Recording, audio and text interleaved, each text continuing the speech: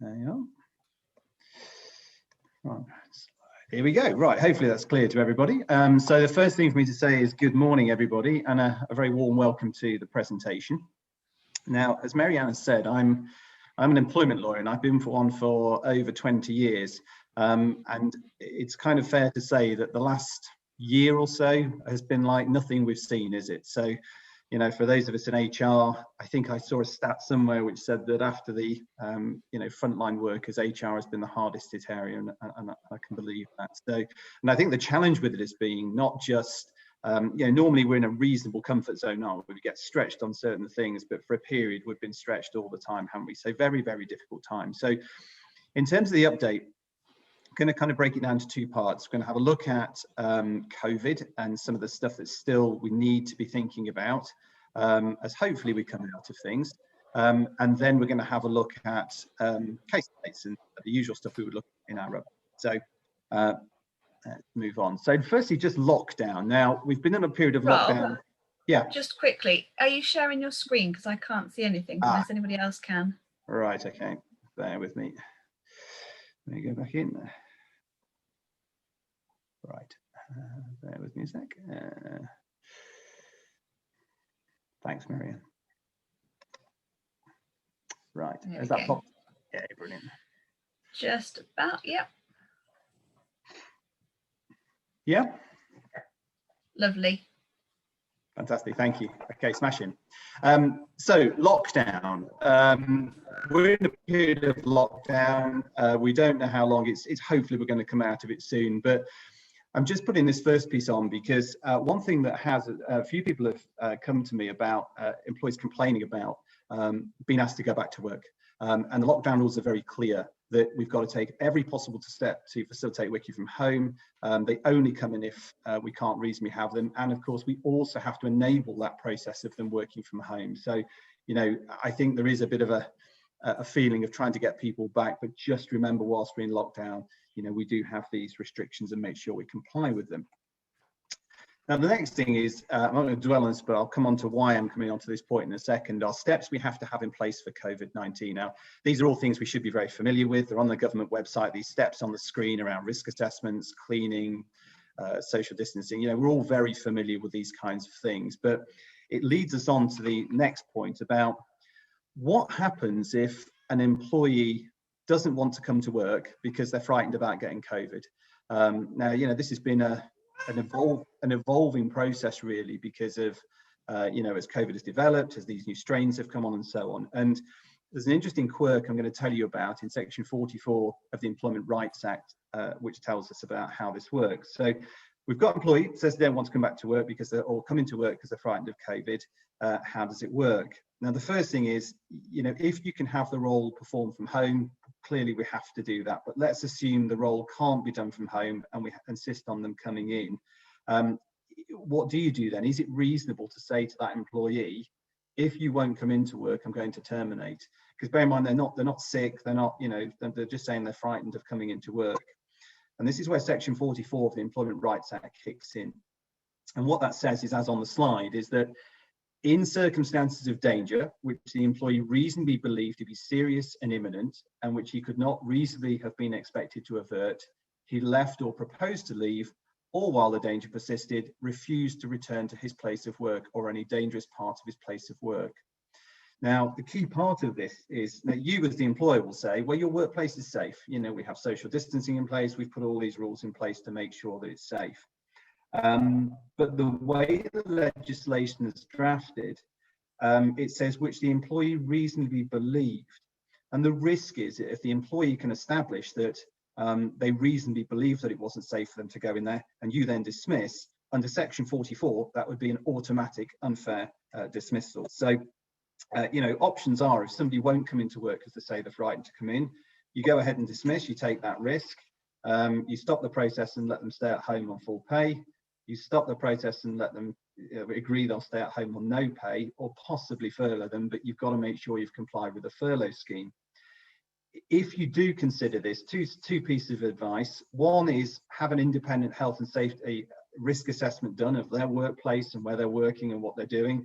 Don't just rely on the generic health and safety thing, because that will go some way to reducing that argument that they said it wasn't reasonably safe, and possibly get an individual occupational health assessment, because again, that goes to reducing this argument that they reasonably believed it wasn't safe to come to work. So that then takes us on to home working. Now, prior to COVID, would I have been sat in my house delivering this presentation to you? Of course I wouldn't, and we're all probably, most of you I'm sure, are probably sat at home. So the world has changed significantly, and it's very likely that's going to carry on, isn't it? Because a lot of people I speak to now, a lot of HR people, a lot of companies are saying post-COVID, we probably will carry on with a lot of people working from home. And just on the slide there's some obvious benefits and downsides, aren't there, to having employees working from home. So travel time is a big one that people talk about. Employees, I don't have to drive to work. I save that time, and for some people that can be hours worth of time. Likely to see reduced overhead fixed costs of offices and so on. Recruitment also, certainly in my area of work in the legal profession, there's no question that the younger generation value flexibility over monetary returns. So there's likely to be sort of incentives people to join if we do embrace home working. But there are downsides. We lose team culture. Certainly supervision and management becomes more of an issue, and data protection. If you're doing some confidential work at home and the plumber stood behind you, they might see what's on that screen. So what steps are we putting in place for data protection? Now, regardless of the ups and downs of the situation, if we've got people working from home, there are certain things we should be thinking about in terms of having people working from home. And these are the sort of things we need to be looking at. So have we amended their place of work, the employee's place of work in their contract? Is it a temporary variation, which it might be now, isn't it? For a lot of people, it could just be temporary.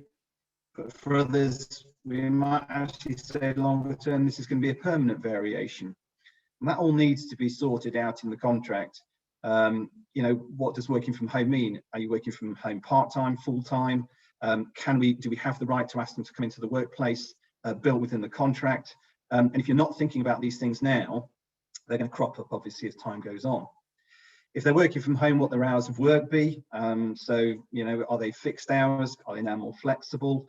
Reality is most people are working more flexibly, aren't they? If you've got the kids at home and you're sharing childcare with your partner, probably things are more flexible. So we're probably not working in the same way we did before. Is that going to carry on? How do we set rest breaks out and so on? Expenses. So, if we've got somebody working from home, what happens when they go to the office? Because if the place of work is their home place, then technically they're traveling for work and you pay them expenses. What do we do with things like broadband, heating, that kind of stuff if they're working from home? Have we given that any thought? Confidential information. So, how is that going to work at home? Where do they store papers if they have any? What do they do if they're working on their PC? Where do they keep them private and so on? Data protection has tightened and tightened over the years. Very important we comply with that. Now, after that, it comes down to health and safety largely. Now, I'm not a health and safety expert, but we did a job for a client recently where we work in partnership with a health and safety consultant. The client was concerned about home working. They'd never done it before. It was all a bit on the hoof when COVID came in. So the health and safety expert came and did a risk assessment for them. And what they said is that these things shouldn't just be a tick box exercise, because I think that's sometimes kind of how it works, isn't it? We send them out a form, tick all these bits and make sure you're okay.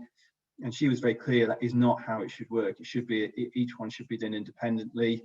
Do we have the right to enter the home? People are working from home, do we have the right to go and do the risk assessment? Have we built that into the provision? Have we thought about how people will manage their stress at home? It's harder being at home sometimes with the other distractions and responsibilities we have. There is some good guidance on the Mind website, if that's becoming an issue for people, that's worth a look. And also insurance. So, if we thought about insurance for the equipment that we provide for people, and so on. And I think this is a very interesting topic because I think most people reacted to COVID. They sent people home because they had to. It's kind of just carried on. But you do worry looking ahead, what steps have we actually put in place contractually to deal with this going forward? And certainly I think if it becomes something that we introduce permanently, start to think about the things I've put on the slide. Now, with the coronavirus job retention scheme, I'm not going to dwell on this for too long because it's something we're all very familiar with, but just a few points that hopefully of things that have been coming up recently that we need to be aware of if we're not already. So we know the scheme's been extended to the 31st of April. That at the moment, we haven't seen any indication it's going to go beyond that date. So, you know, you would say that's when it's going to finish. That said, they said it would finish last year. So, you know, it's always possible it might be extended, but currently all we're told is that it will finish on the 31st of April 2021. The government did say they're going to do a review of contributions in January, i.e. how much the government contributed and maybe increasing the amount employers contributed. But what I can tell you, of course, we're in February now, nothing came out. And I suspect that won't change for a while. We might see a taper again like we did last time. If you remember, they went from 80 to 70, I think to 60. So it's possible we'll see a taper as we go down till April, but nothing's come out on that so far. What they have clarified is that from the 1st of December 2020, you cannot claim furlough if an employee is serving their notice period.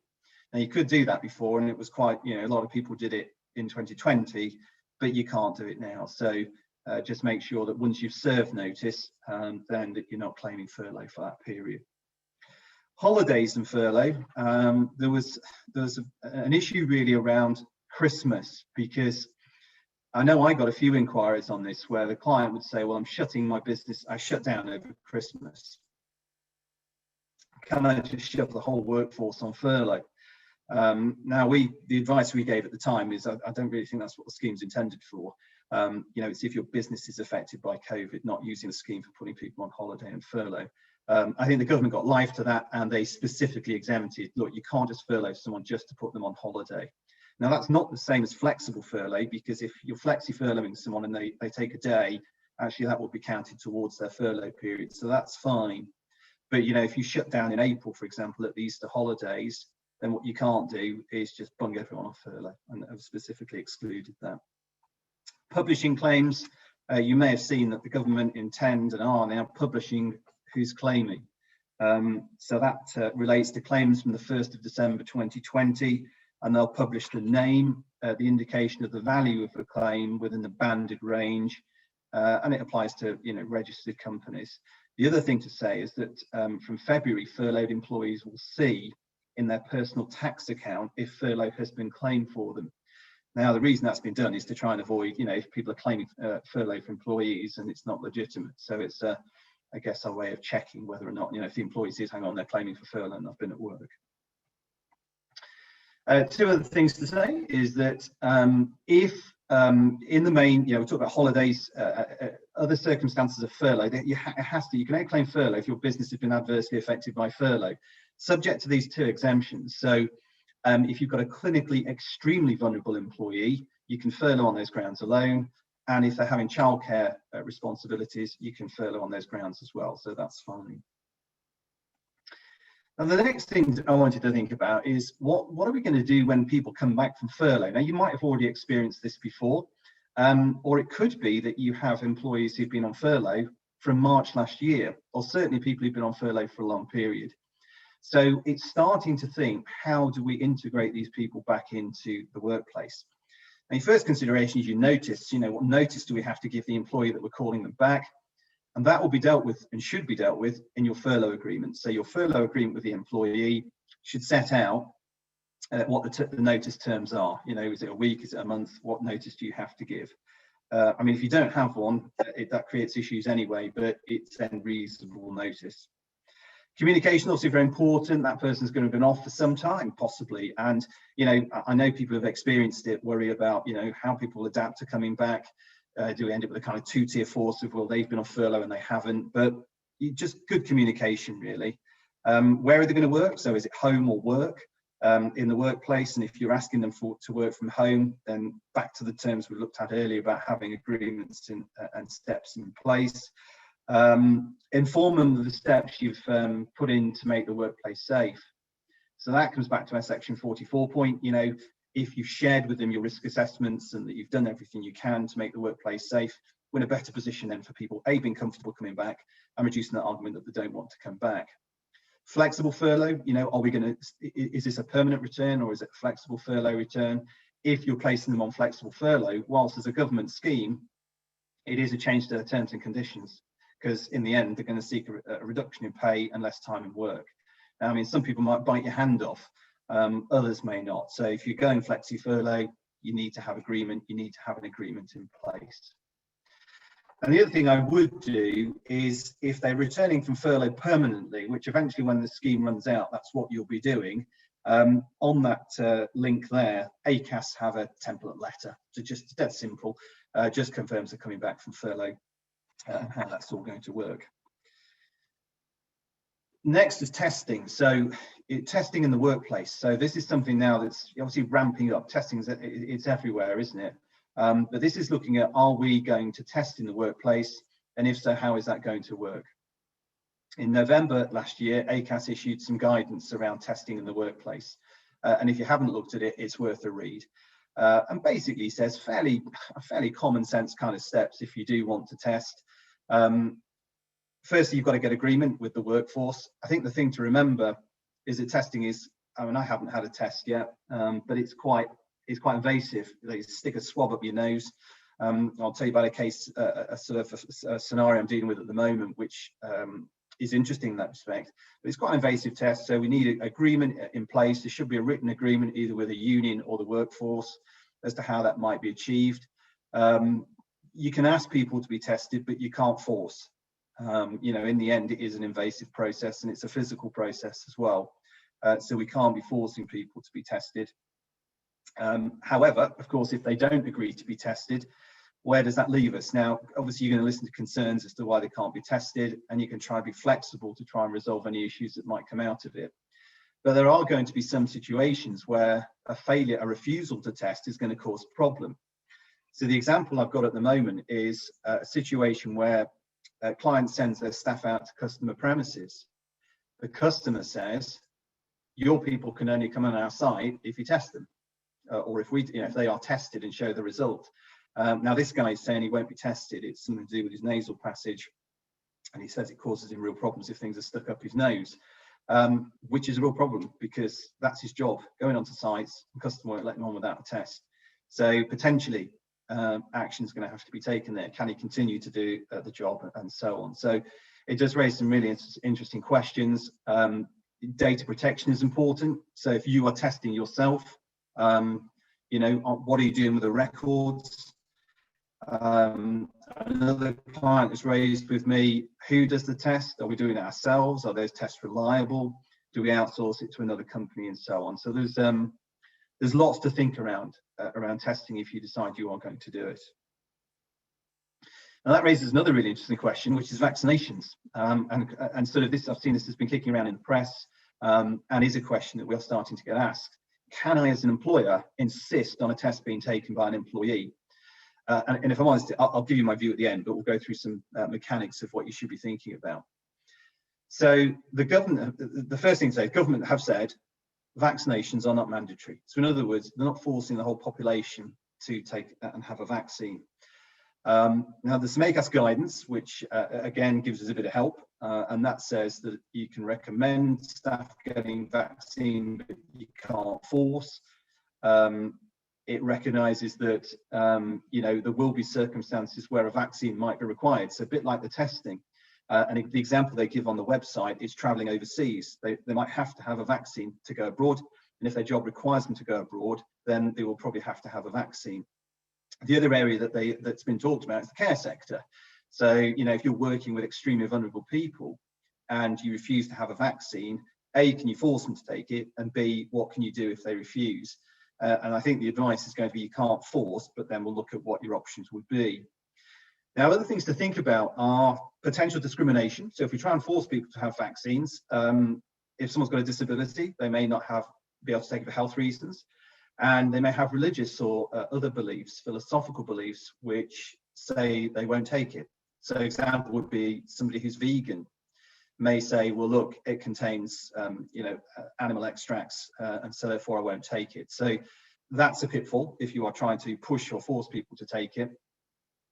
Another slightly scary, but I think probably hopefully slightly less likely thing to happen is personal injury. So we try and force someone to have a vaccine, they have a reaction to it. Where does that responsibility lie? Does that fall to us, or does that fall to the employee? So there is that risk. Also, how are you going to do it? So if you want to force people to have a vaccine, how are you going to implement that? Now, your difficulty there is that you won't have the contractual right to make someone have a vaccine, because that's never been thought of, or very likely you'll have it anyway. So that means a change to the contract, and your choices there are: you unilaterally impose the change, i.e. you are now contractually obliged to do it, but that creates issues because you forced it, or you terminate and re-engage, and that would be a heck of a process, wouldn't it, for this?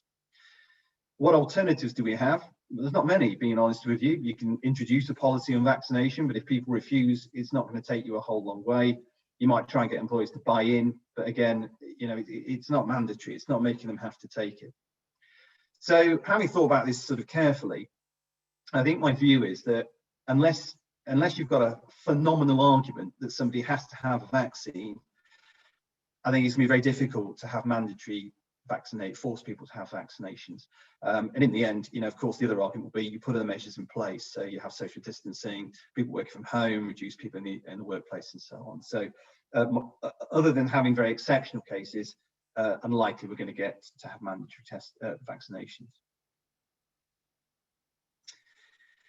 Now, next is the job retention bonus.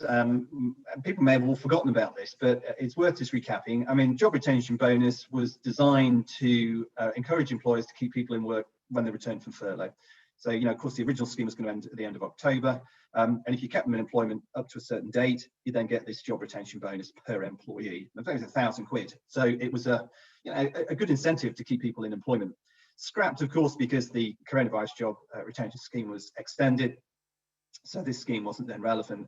However, we may see a future scheme. You know, it might be, depending on the economic circumstances, that if we get to the end of April, government may introduce something similar. So, kind of watch this space really and see if that does happen. Okay.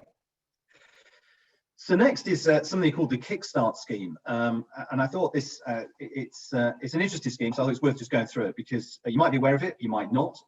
If you are aware of it, you might not necessarily be aware of how it works. So I thought I'd just give you a bit of detail about how it works. So aim is to mitigate the COVID pandemic. Lots of young people being affected, of course, with losing their jobs or not being able to get jobs. And essentially what this scheme does is it provides funding to create new job placements for 16 to 24-year-olds on universal credit and who are at risk of long-term employment. So specific age group, 16 to 24, they have to be on universal credit and risk of long-term unemployment.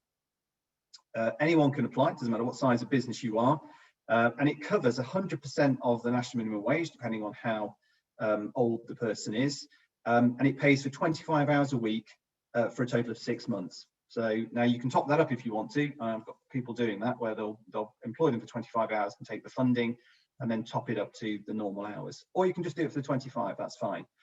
Lasts for 6 months, covers minimum wage, covers national insurance, employers' national insurance, and it covers auto-enrollment pension contributions as well. So it kind of funds the whole thing, really. You can start the placements anytime up until December 2021. Originally, this scheme, you had to have 30 applications. You had to be wanting to make 30 applications. And if you didn't want to do that many, then you would do it through a gateway. So local chambers, and there are other organisations who can act as a gateway. And essentially, you just club together with other employers, and then they submit the application for everybody. But I was just checking this scheme before doing the presentation just to see where it was at. And they've literally just changed it to say, actually, you can make individual applications now if you want to. As well as the funding I've talked about, you also get 1,500 quid per placement. So that's kind of just setup costs, you know, IT, that kind of stuff. So you get an extra grant as well for taking them on. Importantly, if you're going to access the scheme, the role that you're recruiting for can't, one, replace existing or planned vacancies, or cause existing employees, apprentices or contractors to lose work or reduce their working hours. So in other words, it's got to be a new role, because the whole idea, of course, is that they're trying to create employment, not harm it, if that makes sense. I think job placements have to be minimum 25 hours a week for 6 months, must pay the national minimum wage, and the job really should be one that only requires basic training. It's designed to get people into employment. Other thing with the scheme is that each job placement has to help the young person become more employable. So that includes things like helping them look for long-term work, like career advice, setting goals, support with CVs and interview prep, or developing skills in the workplace. So there's a little bit of an added element to just taking them on to be employed. Okay. So next is Brexit. Now, you think back a bit ago before the pandemic, that Brexit kind of dominated everything, didn't it? Really, it dominated everything, the news, everything we talked about, and so on. And it kind of got a bit lost, didn't it? Really, in the pandemic. Brexit has happened. We have left the European Union. So the question is that likely to lead to a big change in our employment laws? And the short answer is, I don't think it will. So when we left, the government committed effectively as part of the deal with the EU to say that we would put a line in the sand. We don't have to follow their laws going forward, but everything we have in place will stay as it is. Now, interestingly, they made that commitment. And then in January, I read that the business secretary and his department were then undertaking a review of workers' rights. So, and it included things like the 48-hour working week and rest breaks.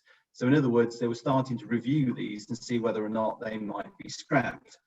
But I think just at the end of January, so not long ago, there was an announcement from the business secretary himself, basically saying we're not pursuing this anymore because it raised a bit of a hoo-ha. So in short, I don't think we shouldn't be expecting now suddenly a pile of laws to roll back. I think we have what we have, and that will be the pace of change, I suspect, will largely be driven by the government's capacity. At the moment, there isn't, they just haven't got the parliamentary time, I suspect, for it, but that may change once we come out of it. Sam, can I just check? You hear me? Everyone hear me okay, yeah? Yep, Rob, everyone can hear you fine. Fantastic, thank you very much. Brilliant. Okay, moving on. Restrictive covenants. So hopefully we're all fairly aware with how restrictive covenants work. Our system basically works that you are able as an employer to stop employees doing certain things once they leave you. But the key is you have to be, one, protecting a legitimate business interest, and two, your covenants have to be reasonable and proportionate to protect that legitimate business interest. So example would be, if you try and restrict someone for 5 years after they've left with competing or pinching customers and so on, well, that's not proportionate to protecting your business interests. Employees can invariably do the most damage in about the first 3 to 6 months after they go. Reason being, they've got relationships with customers, clients, suppliers, and so on and so on. Yeah, but after that period, you've got someone new in, they've built up relationships, etc., etc.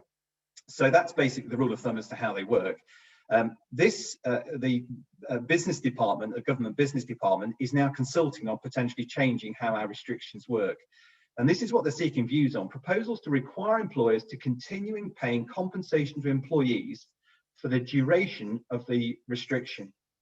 Requiring employers to confirm in writing to employees the exact terms of the non-compete clause before they start with you, and introducing a statutory limit on the length of non-compete clauses, so that will set out what you can do, or possibly banning them altogether. Now, this is really interesting because restrictive covenants are something everyone really struggles with. So, clients will prepare them, draft them, agree them, put them in the contract, then the employee leaves and it comes to actually trying to stop that employee doing something about it. And the usual methods are you write to them and ask them to desist, give an undertaking, or possibly go to court and stop them, ask the court to stop them doing it with an injunction, or maybe even seek damages if they've broken it.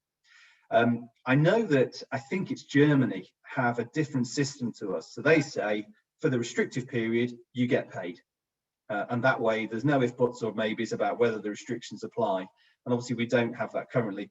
This might change it. So we'll see. I don't think they'll be scrapped altogether because they are an important tool for businesses protecting themselves, but it is quite likely something like this might happen to change them. Next is employment tribunal statistics. Now, I always put this in my sessions because I think it's interesting just to see what the trends are around claims, around what's happening, because it kind of helps us to focus on where we are. Now, the trend for some time has been that claims, in short, are going up. And the reason for that is largely down to fees. So in 2013, the government introduced fees to go to tribunal for employees. So if an employee wants to pursue a claim, 250 quid to go, an issue.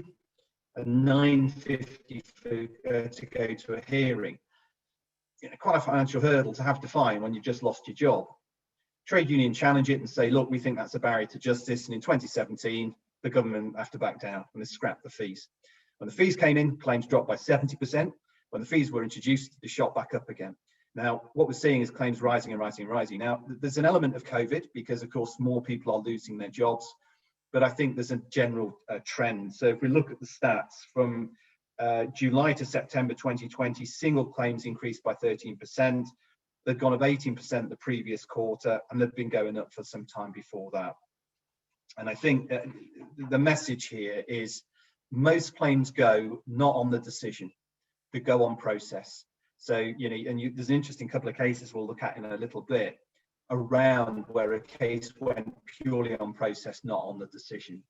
And the reality is that we all know there are loads of people out there hunting these claims. They know that if process is duff, it's worth a go. Employer will think, look, it's going to cost me several thousand to settle. I'll get rid of it for a small amount. They've not done much work, and share the fee with the employee. So really alert to making sure that our procedures are tight and that we get the things right. The other interesting aspect of it is the actual average unfair dismissal award is actually 10,800 quid, and that's gone down from 13,000. Now, I think this is an interesting aspect of us as HR practitioners because, often, certainly a lot of advisors and sometimes ourselves can be naturally cautious about how we approach a process. But actually, when we know that the average award's 10,000, and that's for a reason, because unfair dismissal compensation has caps, and it's based on loss of earnings. The predominant amount is based on loss of earnings, and it's either capped at a year's salary or 80-odd thousand. So in most cases, most people don't earn that much, so it's a year's salary. And actually risk assessing a case and sometimes coming to a more commercial conclusion can be obviously beneficial. And these stats should encourage us to do that, I think. Right. Now, so no case law update would be a case law update without cases. So that's what we're going to look at next. And the first of those cases, in fact, the first two cases look at gender fluidity. I'm going to take you through the facts of the cases because it gives an interesting insight into how the courts have looked at this issue of being gender fluid. So Ms. Taylor, who prefers to use the female pronoun, had worked as an engineer for Jaguar Land Rover for about 20 odd years, and previously presented as male when she then began identifying as gender fluid in 2017. She claimed she was then subjected to insults from colleagues and abusive jokes, difficulties using toilet facilities, and accessing managerial support for the issues that she was suffering. She then resigns in 2018 and takes JLR, Jaguar Land Rover, to tribunal, saying that she'd suffered harassment and direct discrimination in the workplace because of her gender reassignment and sexual orientation. She also claimed victimization because it wouldn't come back after she'd tried to retract her resignation. Now, the definition, obviously the Equality Act has protected characteristics, and a person has the protected characteristic of gender reassignment if they are proposing to undergo, are undergoing, or have undergone a process or part of a process for the purpose of reassigning their sex by changing physiological or other attributes of sex. So that's the protected characteristic of gender reassignment. And in this case, the tribunal find that being gender fluid or a non-binary person falls within this definition and therefore is a protected characteristic. So it's kind of confirmed that this now will gain protection. And interestingly, I mean, she won her case, and she won on harassment, direct discrimination, and victimization on the grounds of her gender reassignment, and she was awarded 180,000 in compensation. So, significant sum awarded against JLR. Now, in next cases, we've got Higgs and Farmers School. It's on the same topic, but from a very different perspective. So Mrs. Higgs is a Christian. She's employed as a pastoral administrator and a work experience manager by the Farmers School. The school then get an email from someone outside of the school complaining about Mrs. Higgs' behaviour. And it related to a Facebook post where the person who complained said that Mrs. Higgs had demonstrated homophobic and prejudiced views against the LGBT community. So these allegations, basically, she reposts an article on Facebook, and the article she reposts, the author of that article had said that gender fluidity was a, quote, perverted vision, and, quote, the LGBT crowd, with the assistance of the progressive school systems, are destroying the minds of normal children by promoting mental illness, unquote. So that's what she's reshared. So school then conduct a disciplinary hearing. She's then dismissed for gross misconduct, and they say because she's breached their conduct policy, including in relation to discrimination and serious inappropriate use of social media. She appeals internally, and that gets turned down, and it goes off to an employment tribunal. She says direct discrimination and harassment on the grounds of her religion and her beliefs. So she's saying that's my protected characteristic. I am allowed to express my views. Tribunal find that her beliefs that gender cannot be fluid and that someone cannot change their biological sex or gender were protected beliefs. So she's got over the first hurdle that she has a protected characteristic. But they say that she wasn't directly discriminated against or harassed because of those beliefs. They said that she'd been dismissed because the Facebook post might reasonably lead someone to conclude that she held homophobic or transphobic beliefs, and also the negative impact on various groups of people and pupils, parents, and the wider community. They concluded that that was a reasonable decision. So interesting, because two different perspectives, and interesting that she got protected. Mrs. Higgs was found to have a protected belief. This is something that's been evolving, these beliefs, for some time, but that she ultimately, the dismissal was fair and not discriminatory. Okay, next case is Shell against Tarmac Cement and Lime Limited. So this is about horseplay at work. And I say horseplay because actually the horseplay was quite serious here, but let me explain to you how it worked. So we've got the claimant, who is Mr. Shell, and he's employed by a company called Rolltech, and he's a site fitter. And essentially Rolltech are a contractor. They send site fitters in to work with Tarmac. And in very simple terms, you end up with these kind of two groups. You've got the site fitters who are the contractors, and you've got the site fitters who work for Tarmac. And I don't think it was a particularly harmonious relationship. There's then a guy called Mr. Heath. He works for Tarmac. Shell works for the contractor. The claimant complains, he's not very happy with work, to his supervisor, asked to be taken off site because it's not going very well, but they ask him to stay on site for a few more weeks. And then on the day in question, the claimant bends down to pick up some steel. And this bloke, Heath, then places two pellet targets on a bench right near where this Mr. Shell's ear is, and he hits them with a hammer. I don't know why, how, or why he did it, but he did. There's then a resulting explosion, of course, right by Mr. Shell's ear, and it perforates his eardrum and basically causes noise-induced hearing loss and tinnitus, both of which I imagine are hugely unpleasant.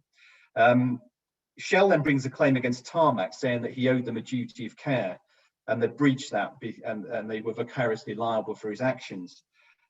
Courts say, Tarmac say no, this was horseplay, they're of his own volition, and they weren't sufficiently connected to his employment. And the court agree with him. They say that acts of horseplay, whether they're malicious or ill-discipline, are not expected to be part of a risk assessment. So we know that horseplay shouldn't fall into a responsibility for us. Rob, I have a question in the chat. Are you okay? It refers to the previous cases that you were talking about. Yeah, go for it. So Claire asks, how does that ruling on Higgs compare with that of Forstater versus CGD Europe? Sounds very similar, where Forstater had a belief that gender couldn't be changed and was dismissed, but the tribunal ruled it wasn't a philosophical belief because this belief was incompatible with human dignity and in conflict with other rights. Wow, Claire, it's a really good point, because I mean, philosophical beliefs raise a whole host of questions. I mean, they have to be, in very simple terms, a belief system. So there was one, I think, on climate change. We probably all remember that one, but it won't apply to everybody. because the person in question, the climate change, they live their life on that basis, you know, to within an inch of their life, recycled everything, you know, a whole life was kind of motivated by it. So the first thing is that not all have believed, even though they might fall in the same category or definition, won't always fall into a philosophical belief. So that's the first important point. And the second is, I guess it's always going to be a judgment for the particular tribunal or court on the facts they're presented with. Now, they will follow precedent. We have a sort of hierarchical court system in this country. So we have, you know, you go to tribunal first if you're an employee and you have your decision there. You can appeal to the Employment Appeal Tribunal if you think there's an error of law or fact.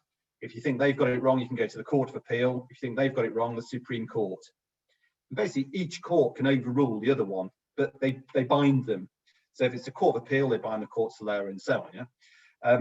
So certain decisions will be binding. If it's an employment tribunal decision, it won't bind even other tribunals. But if it's then an appeal decision, it does bind below. So it might well be that that case could bind a decision, but it will be a judgment on the facts. And I suspect in this case, they made that judgment, it didn't offend, but I have to agree with you, it seems slightly at odds. But due to the nature of the case, you are always going to get those quirks, I guess, of decisions, if that makes sense.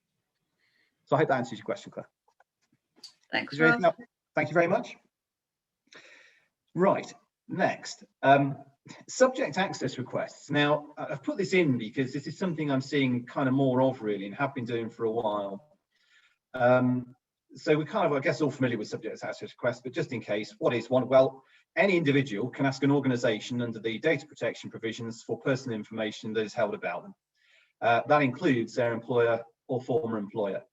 And I think what we're starting to see is an increasing use in grievances or pre-tribunal claims of this as a tactic. So it's a tactic to get information, and it's a tactic to scare. So, you know, oh dear, I've got a SAR. What if there's stuff in there that might not help me, or might be embarrassing, or might be detrimental to the case that this person is seeking to bring? Even if it's not covered under the subject access provisions, then in tribunal claim, of course, we'll have disclosure. So we have to disclose documents that help and documents that don't help. So one example is many years ago, a bit less digital time, Guy was in a meeting taking notes, you know, he's a manager who's taking notes, doodles on his notes and writes the word, I won't say it, but it rhymes with banker, on the notes. He parked those, when the disclosure came, gave those to the solicitors, and of course it's disclosable. Once the solicitor was aware of it, it becomes disclosable. Needless to say, they kind of settled that case fairly quickly. Now, the reason I've raised this is awareness, because, you know, it's so common. Let's give an example. So we're going through disciplinary process. Manager gets appointed, and the line manager of that person pings them an email to say, look, whatever you do, just make sure the outcome is they get fired. Any process you have is completely shot to bits, because of course it undermines everything that's happened. Redundancy prep. So, you know, it might be a board meeting where they have a meeting and set out what the plans are. You know, let's pick so-and-so and so-and-so needs to go. Potentially under a SAR, they're disclosable. Under a tribunal claim, they will. And, you know, for us as HR practitioners, we need to be making our managers aware of not being sloppy with their communications, thinking, so when we start a process, what are these guys pinging around to each other that might hurt the case? You know, it's fine to have these conversations, and I'm not, you know, I'm realistic that people will, you know, to the point that in redundancy cases, you know, they can have in mind who they want, that's just life, but don't document it, you know, have those conversations verbally so they don't become disclosable. The next case is about costs in a tribunal claim. So, as we may all know, if an employee brings a tribunal claim against you, it's not winner gets their costs. So, you know, county court claims over a certain value, winner, you know, has their cost paid by the other side. Tribunals don't operate in that way.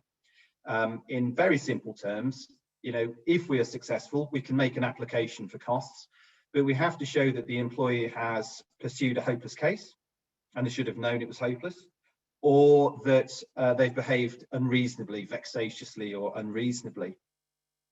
And they're quite rare. So tribunal awards are quite rare. But I think they're underused as a bit as a tactic. And here's an example of a case where it was used and was very successful. So in this case, this claims brought against Millennium and Copthorne Hotels by Chi Hui Tan.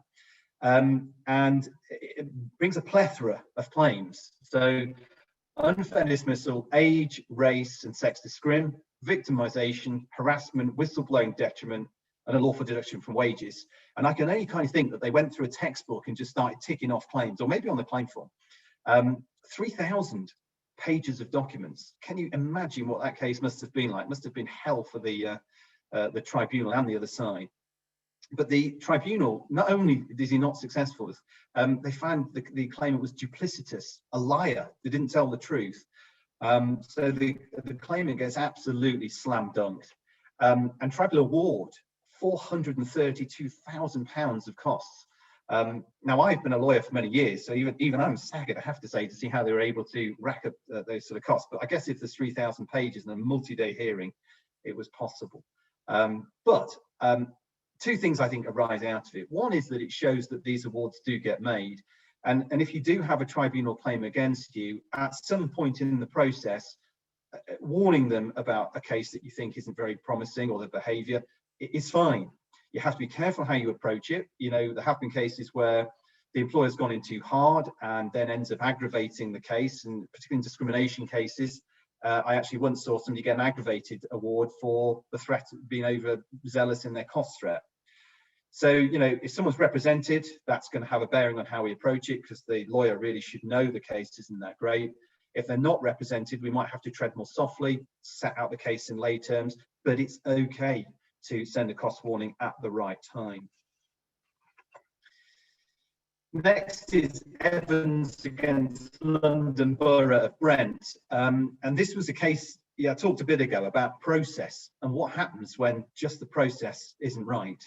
It's very interesting how they approached it. So this guy, Evans, Dr. Evans, gets dismissed for gross misconduct in his post of deputy head teacher for his part in financial management. Without kind of going into too much detail, he was very guilty, okay? 46,000, there were ongoing proceedings in the High Court while he's taking them to tribunal, ordering him to repay 46,000 quid. So he'd done it, yeah? But he still pursues an unfair dismissal claim. And the case goes to an employment tribunal, and they say that there were no reasonable prospects that the employer didn't have reasonable belief in misconduct, or it was outside of the range of reasonable responses. In other words, this was a fair decision. But the process was wobbly. They hadn't got everything right, and the tribunal acknowledged that the process wasn't right. So what they did is the tribunal, the employment tribunal at first instance, they say, look, he's not going to get awarded any money because either the dismissal was inevitable, what we call a Polke reduction, or he contributed 100% to his own termination, and therefore the process really doesn't make any difference. This guy, obviously very determined, he takes his case off to the Employment Appeal Tribunal, which is the next layer, and they amazingly say that the tribunal had failed to acknowledge the potential value of a mere finding of unfair dismissal, even where there won't be a financial award. It could not be said that there would be no value in just having an award, or not in the interest of justice, to hold the employer to account for a procedural unfairness, which is amazing. Tribunals say they could have struck out the claim if there'd been an abusive process, but there wasn't. So they couldn't strike it out on that basis. And really, this case shows us that, you know, in most cases I deal with, the employer's instincts are right. This person committed an act of misconduct. This person can't perform. This person is ill and they're not well enough to do their job. But often and sometimes, unfortunately, the process isn't right. And it could be simple things. It might be the invite letter wasn't sent to the disciplinary, there's not been a proper investigation, and so on. But if you get it wrong, it could end up like the case of Evans, where there's no monetary award, but you're stuck in a tribunal. And then we're back to, what do we do? Do we throw money to try and get to the tribunal, or do we settle it? We don't want to be in either position, do we? Now, the next case looks at remedy.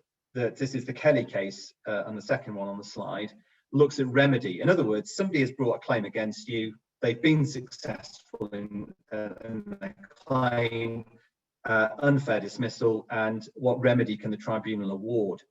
And essentially, there are three types of remedy. One is money, So they can award compensation, and in pretty much most cases, that's what happens. However, they can also award what's called reinstatement. So that is to force the employer to reinstate the employee in their original job, or they can award re-engagement. So the employer has to re-engage them in a different job. Now in Kelly, this guy is with the PGA as their marketing director. He's been with them since 1989, gets the group marketing director. New chief exec comes in 2015. It kind of doesn't go well. He's not very happy, doesn't like Mr. Kelly, talks about performance, not buying into his ideas. They try to agree some exit terms, which can't be agreed, and then he gets dismissed. No process, he just gets dismissed. So the PGA concede unfair dismissal because it's procedurally unfair. So we're just looking at remedy and what this guy should get. And the tribunal in their wisdom decide to give this guy re-engagement in the role of commercial director. So they're forcing the PGA to take this guy back. Now, the issue of trust and confidence was raised because this bloke had been covertly recording meetings. So the PGA say, well, hold on a sec, you know, we don't feel we can trust this guy and have him back. And in a nutshell, the tribunal make their own decision on that. They say, look, we don't think these trust and confidence issues are that serious, therefore we'll order re-engagement. The PGA appeal, and it goes to the Employment Appeal Tribunal. And in good news, the EAT, the Employment Appeal Tribunal, say, well, actually, that wasn't for the tribunal to decide on their own. They should have taken into account the PGA's concerns around trust and confidence. And as long as there was a genuine and rational foundation, you wouldn't award or you know, give this guy re-engagement. So I think what the case really says is that you're only going to get reinstatement and re-engagement in rare cases, and in the main, it will be compensation. Next is Gallagher against Abellio ScotRail. And this is an interesting case around TUPE. So, I beg your pardon, that's the next case. This is about something called sum of the substantial reason. So when we assume this person has unfair dismissal rights, and to fairly dismiss, essentially, you need two things. You need a fair reason and you need a fair process. Now, we're all very familiar with this. There are a number of fair reasons, and usually they fall into the main categories. So examples are conduct, you know, their behaviour has warranted their dismissal, performance or capability on performance grounds, they're not very good at their job, capability on health grounds, they're just not well enough to do it, illegality, I don't know, they're not allowed to work in the UK, or there's a last catch-all category called sum of the substantial reason. And that's what this case of Gallagher was about. And what some of the substantial reason says is, look, it doesn't fall in the other categories, but it's still a substantial reason justifying termination. So what happened in this case of Gallagher was that was a breakdown in working relations between the claimant and her line manager. And there've been various sort of workplace disagreements and so on. She's told at her annual appraisal that they're going to exit her from the business because there's a lack of trust. There have been two previous meetings to look at the difficulties in the relationship, and the employer felt they'd got to a point where it just wasn't going to work anymore. It goes to tribunal, goes to appeal, and they say that the claimant was a senior manager whose continued good working relationship with her line manager was critical during a difficult period for the employer's businesses. There was effectively a personality clash between the two senior managers. Neither had trust and confidence in the other. And even the claimant had recognised that there was a breakdown, and she'd shown no interest in trying to repair it. So they found that the dismissal could stand. Now, you know, I talked a bit ago about being commercial in our HR approach. I think this is an example of looking outside of the box, because the interesting thing about Gallagher is that there wasn't an obvious ground to fit this case into. She wasn't redundant. Arguably wasn't conduct, you know, they just didn't get on. She's not necessarily done anything that would give you a gross misconduct case to terminate her employment. It wasn't performance, and it wasn't her health. So how do you achieve a resolution to this situation? They tried to get them to work together, it had failed. And so they went down some of the substantial SOSR route. Now, this is something I have used on a few occasions. One example I'll give you. This was a team, an admin team run by a manager, and the manager, there was, you know, I think out of 9 in the team, 7 or 8 had come forward and said, we're not willing to work with this person anymore. But the allegations that were put forward didn't really give us anything to kind of stick to conduct or anything of that nature. So we went down the SOSR route. We said, look, in the end, we've got 7 or 8 employees threatening to walk out. And if this person doesn't go, then, you know, that's the consequence of that, unfortunately, more serious than having to terminate their employment. That's the route we went down. Now, the word of caution for something like Gallagher or that situation I've just given you is you've really got to do your homework. You've got to have done a good investigation. You need to have clarified with the witnesses what they're saying, make sure there's no discrimination issues involved and so on. But if you do that, it's a more out of the box way, I guess, of resolving, you know, these are really difficult, aren't they, where people have fallen out at resolving a situation like that. So I think it's very interesting in terms of how we would approach those things. And then ISS against Gewirtz, this is a TUPE case. And essentially, I'll explain the facts. So ISS have a contract with the city, with the council in Ghent in Belgium, and it's for cleaning and maintaining properties. And there are 3 lots. So you've got museum and historic buildings, libraries and community, and the admin buildings. So 3 different sections. And Ms. Gewirtz basically is a project manager for these 3 separate things. There's a tender process. ISS lose the contract, and it's basically split up. So it goes to 3 different, you know, three different bidders win the contracts. And of course, her role is split in 3 ways. Now, under our law, the rule of thumb, because these are really hard to navigate, where you have a service provision that's fragmented, but the rule of thumb is basically she would transfer with the one that she did the most for, or if it's so fragmented, she probably wouldn't transfer. And what they explored in the ISS case was actually, why don't we split the role 3 ways? So her role was, she worked then effectively had 3 roles. And that's a bit of a divergence from how we do TUPE here. There was a case here which explored it, but it didn't go that way. So I think it's an interesting, if you're involved in TUPE and you're involved in service provision change, i.e. this is a service that's outsourced, then potentially this might be relevant going forward. Now, what they did say was that if it was going to adversely affect her rights and working conditions, then she wouldn't be forced to transfer. But I think it's something that might be explored, you know, with TUPE cases. So next is the horizon. So what do we have coming up? The first thing is time limits for claims. So we're probably all familiar with that. If an employee, for example, is dismissed, they have 3 months to bring a claim in the tribunal, effectively through ACAS, and that's your time limit. Miss it, you're out of time. Discrimination, 3 months from the act complained of, it's usually 3 months. What the government are looking at, the House of Commons committee is looking at pregnancy and maternity cases as a special exception. So increasing the time limit to bring a claim to 6 months from the 3 months, because it's you know, a protected area. So potentially that might be on the horizon. There is some guidance around sexual harassment. Now, the Equality and Human Rights Commission published some technical guidance on sexual harassment in the workplace earlier last year. So I think it was January or February 2020. And that in itself is a good thing to read if you find yourself trying to deal with a sexual harassment case. So things it does is set out definitions of harassment and victimization, sets out employers' obligations, methods of prevention. Importantly, employment tribunals use this as their rule, their sort of guidebook really now, if they're dealing with a case of sexual harassment. So in a way, very useful for us, because if we're complying with this, then we stand a good chance in tribunal of having done the right thing.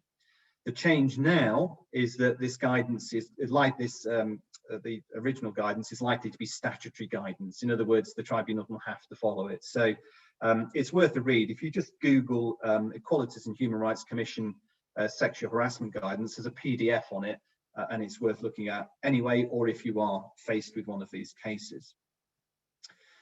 There was a change to ACAS conciliation at the very back end of last year. So we're all familiar with, you know, if an employee wants to go to a tribunal, they have to go to ACAS first. So they can't just pod straight off to the tribunal.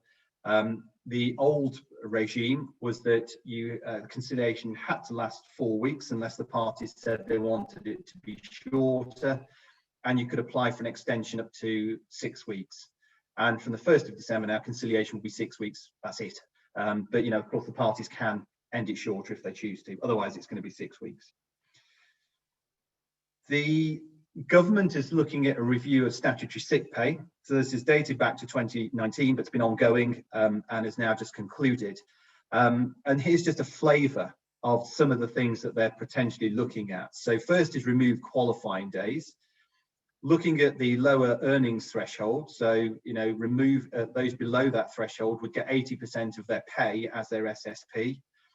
SS to be paid on phased returns, employer to give 4 weeks notice at the end of SSP, the idea being it triggers a conversation around the employee returning, and possible rebates of SSP to SMEs. So possibly some changes coming up around statutory sick pay. Ethnicity pay gap. Now, currently, we're all familiar with the gender pay gap, been around for some time, only applies to larger businesses, but there currently isn't an ethnicity pay gap.